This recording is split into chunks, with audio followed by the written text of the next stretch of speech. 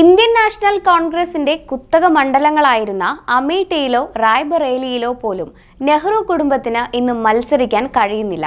ദേശീയ തലത്തിൽ കോൺഗ്രസ് എത്രത്തോളം ദുർബലമായി കഴിഞ്ഞുവെന്ന് വ്യക്തമാകുന്ന രാഷ്ട്രീയ യാഥാർത്ഥ്യമാണിത്.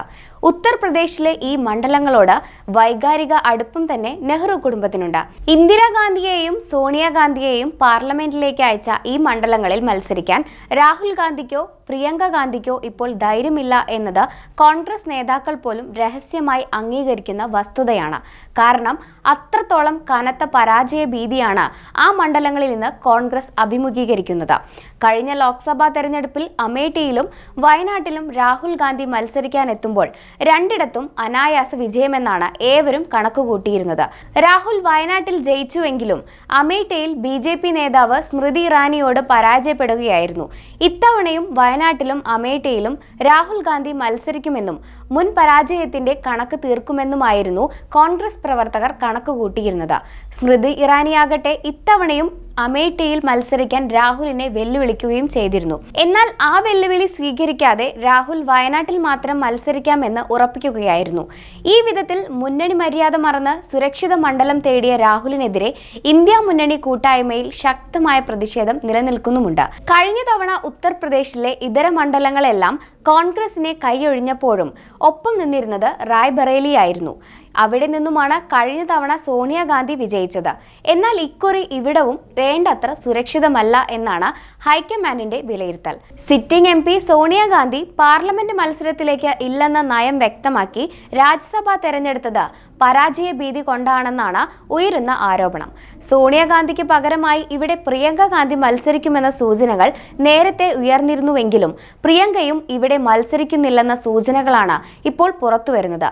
ഫിറോസ് ഗാന്ധി, ഇന്ദിരാഗാന്ധി, സോണിയാഗാന്ധി തുടങ്ങിയ കോൺഗ്രസ് നേതാക്കൾ തുടർച്ചയായി പ്രതിനിധീകരിച്ചിരുന്ന റായ്ബറേലിയിൽ 1952 മുതൽ 17 തവണ കോൺഗ്രസ് സ്ഥാനാർത്ഥികൾ വിജയിച്ച ചരിത്രമാണുള്ളത്. 2 തവണ BJPയും 1 തവണ ജനതാ പാർട്ടിയും റായ്ബറേലിയിൽ വിജയതിലകം അണിഞ്ഞിട്ടുണ്ട്.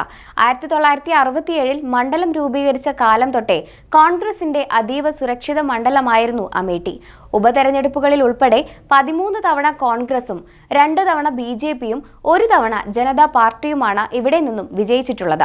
രാജീവ് ഗാന്ധി, സഞ്ജയ് ഗാന്ധി, സോണിയാഗാന്ധി, രാഹുൽ ഗാന്ധി തുടങ്ങിയ പ്രമുഖരെ പാർലമെന്റിലേക്ക് എത്തിച്ച പാരമ്പര്യമുള്ള ഈ മണ്ഡലത്തിലാണ് കഴിഞ്ഞ തവണ രാഹുൽ ഗാന്ധി കാലിടറി വീണത്.